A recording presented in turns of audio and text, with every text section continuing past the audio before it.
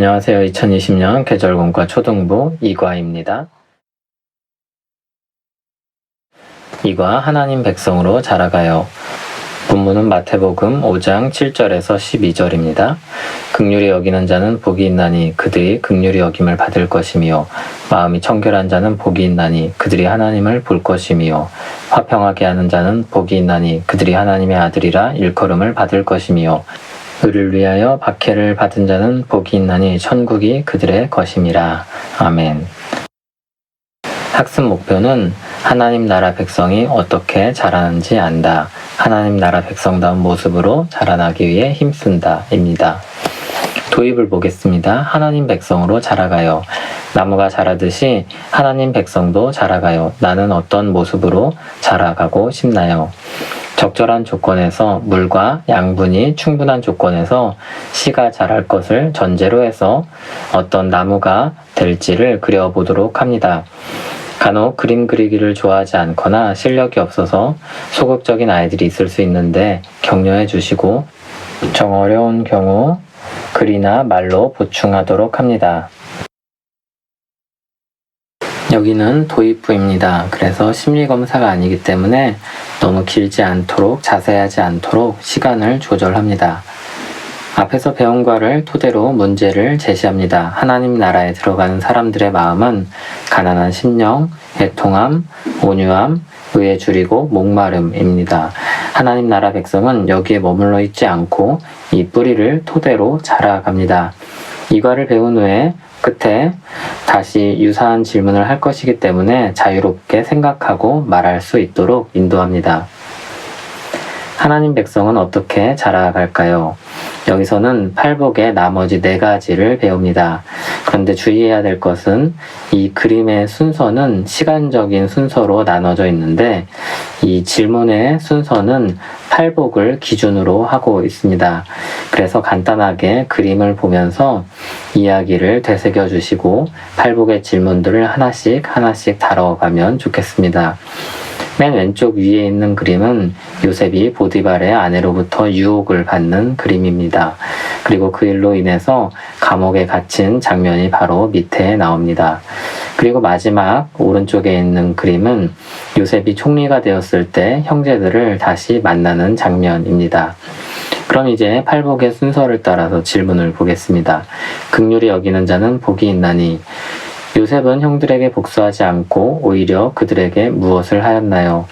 요셉은 형들에게 복수하지 않고 위로를 하였습니다. 사실 형들은 요셉을 만났을 때 굉장히 당황스럽고 두려워했을 것입니다. 자신들이 팔았던 요셉을 총리로 대해야 되기 때문입니다. 그런데 요셉이 형들을 위로합니다. 요셉이 복수하지 않은 이유는 무엇인가요? 요셉은 총리로 있을 뿐만 아니라 하나님의 은혜를 입은 자로 있었습니다. 형들이 자신을 해하려 했으나 그것을 선으로 바꾸셔서 많은 생명을 구원하게 하셨음을 깨달았습니다. 요셉은 하나님을 대신하지 않았습니다. 요셉이 복수하지 않은 이유는 하나님의 은혜를 입었기 때문입니다. 요셉은 하나님의 긍휼을 받은 자로서 그 은혜를 나누며 살기를 원하신 하나님의 마음을 깨달았습니다. 하나님 백성은 10,000달란트 빚을 탕감받은 자와 같습니다. 큰 은혜를 입은 사람입니다. 우리는 본래 도저히 천국에 이를 수 없는 처지였습니다. 하나님은 도저히 갚을 수 없는 빚을 해결해 주셨습니다. 우리가 받은 긍휼은 그렇게 어마어마하게 큽니다. 받은 사람에겐 자격이 없지만 베푸는 이에 호의로 주신 은혜입니다. 이 은혜가 다른 사람들을 긍휼히 여길 수 있게 만듭니다.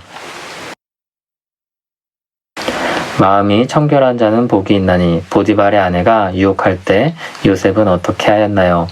요셉은 사람들이 보지 않는 곳에서도 죄를 짓지 않으려고 애썼습니다. 요셉의 주인인 보디발의 아내가 매일 요셉을 유혹했습니다. 그러나 요셉은 주인과의 신의를 지켰고 하나님 앞에 죄를 짓지 않았습니다. 요셉은 보디발의 아내를 피했습니다. 함께 있지 않으려고 했습니다. 어느 날 보디발의 아내가 잡고 놓아주질 않았습니다. 요셉은 보디발의 아내를 뿌리치기 위해 자기 옷을 버려두고 나갔습니다. 요셉은 그 일로 누명을 쓰지만 그는 끝까지 하나님 앞에 청결했습니다. 요셉이 어떤 상황에서든지 청결했던 이유는 무엇인가요? 요셉이 자기 마음을 지킬 수 있었던 이유는 언제나 하나님을 의식하고 살았기 때문입니다. 사람의 마음은 심히 부패했습니다. 하나님이 우리 안에 청결한 마음을 심으시지 않으셨다면 도저히 어떻게 할 수 없을 만큼 부패했습니다. 다윗은 자신에게 깨끗한 마음이 없다고 고백합니다. 깨끗한 마음을 가지고 있지도 않고 그것을 만들어낼 수도 없어서 하나님께 그 마음을 창조해달라고 기도합니다. 영을 새롭게 해달라고 간구합니다. 자신의 죄를 고백하며 마음을 깨끗하게 해주실 것을 기도합니다. 이것이 마음이 청결한 자의 마음가짐입니다. 완전한 사람이 아니라 청결하기를 바라며 하나님 앞에 나아가 회개함으로 계속해서 깨끗해지는 사람입니다. 맨 아래 정리하는 문구를 보겠습니다. 하나님 백성은 하나님 때문에 긍휼을 베풀어요. 하나님 앞에 살기 때문에 깨끗하게 살기에 힘써요. 하나님 백성은 하나님으로 말미암아 새로운 삶을 삽니다. 하나님 백성다운 삶을 삽니다. 하나님이 베푸신 긍휼이 너무나도 크기 때문에 우리 마음의 모든 분노를 잠재우게 합니다. 용서할 수 있는 힘이 생깁니다. 하나님 앞에 살려는 마음은 우리를 또한 깨끗하게 합니다.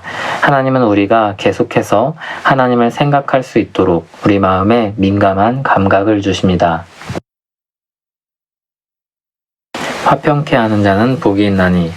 요셉은 형들을 어떤 마음으로 대하나요? 요셉은 형들을 미워하고 복수심에 불타오를 수밖에 없는 처지였습니다. 그러나 요셉은 형들을 따뜻하게 맞아줍니다. 그들을 가까이 불러 그들 마음속에 있는 두려움을 제거해 줍니다. 그들 마음속에 있는 근심과 한탄을 헤아려 줍니다. 요셉은 하나님이 부르셔서 사명을 준 사람입니다. 요셉은 어떻게 화평하게 하는 사람이 될 수 있었나요? 요셉은 자신을 하나님의 보내신 사람이라고 생각합니다. 요셉은 하나님이 자신을 보내셨음을 알았습니다.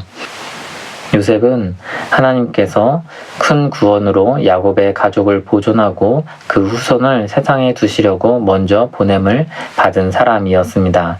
형들은 자신들이 잘못해서 요셉을 팔았다는 두려움에 휩싸였지만 그 위에 있는 하나님의 뜻을 요셉이 발견했습니다. 그러므로 애굽으로 요셉을 보낸 것은 형들이 아니라 하나님이셨습니다. 요셉은 하나님의 뜻을 깨닫고 그 뜻에 순종합니다. 화평하게 하는 사람이 됩니다. 하나님은 하나님 백성에게 화목하게 하는 일을 맡기십니다. 하나님의 큰 구원 역사에 우리를 동참하게 하십니다. 의를 위하여 박해를 받은 자는 복이 있나니. 요셉은 정직하게 살려고 했지만 어떤 핍박을 받았나요? 요셉은 자신을 유혹하는 보디발의 아내에게서 도망쳤지만 그 일로 인해 억울한 일을 당했습니다. 보디발의 아내는 거짓말을 해서 요셉을 나쁜 사람으로 만들었습니다. 보디발은 아내의 말을 듣고 분노하여 요셉을 감옥에 가뒀습니다. 정직하게 살았으나 결과는 좋지 않았습니다. 어려운 상황에서도 요셉을 복 있는 사람이라고 말할 수 있는 이유는 무엇인가요? 어려운 상황에 있는 사람을 어떻게 복 있는 사람이라고 할 수 있을까요? 요셉은 정직하게 살려고 애썼지만 오히려 안 좋은 일을 당했습니다. 요셉은 정말로 억울했습니다. 그래도 우리는 요셉을 복 있는 사람으로 여깁니다. 하나님이 여전히 그와 함께 하시기 때문입니다. 하나님이 요셉과 함께 하신 결과가 무엇입니까? 요셉은 억울하게 옥살이를 해야 했습니다. 그러나 하나님은 요셉이 낙심하고 절망하도록 내버려 두시지 않았습니다. 하나님은 요셉을 감옥에서 인정받게 하셨습니다. 그리고 바로의 신하들을 만나게 하셨습니다. 그리고 바로에게로 연결되게 하셨습니다. 가장 높은 자리에 오르게 하셨습니다. 야곱의 가족을 위해 요셉을 먼저 보내셨습니다. 하나님이 요셉과 함께 하신 복이 무엇입니까? 첫째로 요셉은 하나님의 보호와 인도를 받았습니다. 둘째로 하나님은 그를 성장시키셨습니다. 셋째로 하나님은 그를 사용하셨습니다. 넷째로 하나님은 그를 높이셨습니다. 이 모든 것들을 다 기억할 수는 없지만 이 중에서 적절하게 아이들을 위해서 적용하면 좋을 것 같습니다. 그렇게 우리는 박해를 받아도 의를 지켜야 합니다. 박해를 받아도 의를 포기하지 않습니다. 이런 박해는 예수님을 위해 살려고 할 때 찾아오는 어려움입니다. 물론 우리는 보통 예수님이나 사도들의 때와 같은 박해를 받지 않습니다. 그러나 예수님을 믿는다는 이유로 당하는 어려움은 여전히 많습니다. 예수님을 믿고 의를 얻은 사람답게 살려고 할 때 찾아오는 어려움이 있습니다. 예를 들면 주일에 친구들이 놀러 가자고 권하고 또는 유혹하고 괴롭힐 수도 있습니다. 지금은 그냥 거짓말을 하고 넘어가자고 말을 할 수도 있습니다. 나에게 예수님에 대해 더 이상 이야기하지 말라고 엄포를 놓을 수도 있습니다. 이전에는 친구들과 어울리며 쉽게 욕하거나 비난하는 말을 했을지라도 이젠 그러지 않으려고 합니다. 그럴 때 친구들은 나를 소외시킬 수 있습니다. 이와 같은 것들이 예수님을 위해 받는 박해입니다.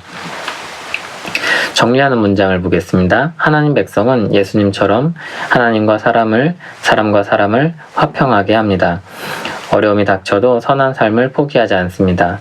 하나님 백성은 화평하게 하는 역할을 합니다. 하나님과 사람을 그리고 사람과 사람을 화평하게 하는 역할을 맡았습니다. 이 역할에 걸맞는 사람으로 우리는 자라갑니다. 또 하나님 백성은 어려움이 닥쳐도 선하게 살려고 힘씁니다. 포기하지 않습니다. 이 역할에 걸맞는 사람으로 자라갑니다. 물론 처음엔 너무 어렵고 때론 포기할 때도 있습니다. 그러나 점점 우리는 자라갑니다. 하나님이 우리를 자라게 하십니다. 하나님이 함께 하시고 자라게 하시는 우리는 정말 복 있는 사람입니다. 마지막 장입니다. 나는 하나님 백성으로 자라가요. 나는 어떤 모습으로 자라가고 싶나요? 예수님이 가르치신 말씀을 생각하며 기도문을 쓰고 기도해요. 하나님 백성이 자라나며 가지는 특징들이 무엇이었는지 되새겨줍니다. 하나님 백성은 긍휼, 청결, 화평의 마음을 가지고 또 박해를 받아도 의를 포기하지 않습니다. 이런 사람으로 자라난다면 나는 어떻게 변할 수 있을까요? 지금과 나중은 어떻게 다를까요? 기도는 우리 현실에서 하나님의 뜻이 이루어지길 바라며 구하는 요청입니다. 하나님 백성을 향한 하나님의 뜻을 배웠습니다. 그러면 이제 어떤 기도를 드리길 원하는지 아이들에게 질문합니다. 기도문을 쓰고 앞에 썼던 내용과 비교해 볼 수도 있을 것입니다. 말씀을 배우고 난 후 내 생각은 어떻게 변했는지를 나눠볼 수 있을 것입니다. 하나님의 뜻을 잘 따라가고 있었다면 감사하며 계속해서 기도하도록 응원합니다. 새롭게 배운 것이 있다면 배운 대로 기도하고 복된 삶을 살도록 격려합니다. 생각을 발전시키기 위해서 다음과 같이 다시 정리를 해보는 것도 좋겠습니다. 모든 신자는 긍휼을 받은 사람입니다. 그리고 긍휼을 베풀어야 될 사람입니다. 모든 신자는 마음을 깨끗하게 하기 위해 힘써야 합니다. 계속해서 청소를 하듯이 우리 마음을 깨끗하게 지켜야 합니다. 화평은 어그러진 관계를 풀어주는 역할을 합니다. 모든 사람이 해결해야 할 가장 중요한 관계는 하나님과 자신의 관계입니다. 사람과 사람 사이의 관계 역시 하나님과의 관계의 연장선에 있습니다. 예수님을 믿으면 고난을 받을 것도 예상하고 감수해야 합니다. 믿음으로 살기 위해 겪을 수 있는 어려움도 있습니다. 마지막으로 정리하는 게임이 있습니다. 복 있는 사람은 어떤 사람인가요? 함께 정리해봐요. 성경 공부 시간 전에 선생님은 학생들의 별지를 모두 모아서 카드를 준비합니다. 교재에 나온 순서를 따라서 게임을 진행하도록 합니다. 한번 진행하여 마친 뒤에는 앞말 카드와 뒷말 카드를 바꿔서 진행할 수 있습니다. 먼저 선생님이 준비한 앞말 카드를 섞어서 중간에 뒤집어 놓습니다. 그리고 뒷말 카드를 학생들이 각자 손에 들고 준비합니다. 선생님이 쌓아놓은 앞말 카드를 한 장씩 뒤집습니다. 앞말과 연결되는 카드를 찾아 복 있는 사람이라고 외치며 카드를 내려놓습니다. 먼저 카드를 낸 사람이 바닥에 놓인 카드를 가져갑니다. 12번을 반복해서 가장 많은 카드를 얻은 친구가 승리합니다. 여기서 횟수는 선생님들이 학생들의 숫자나 흥미도에 따라서 적절하게 조절하시면 되겠습니다. 그리고 적극적으로 참여할 수 있도록 작은 상을 준비하면 좋겠습니다. 자, 그럼 다음 영상에서 이어서 3과를 배워보겠습니다. 감사합니다.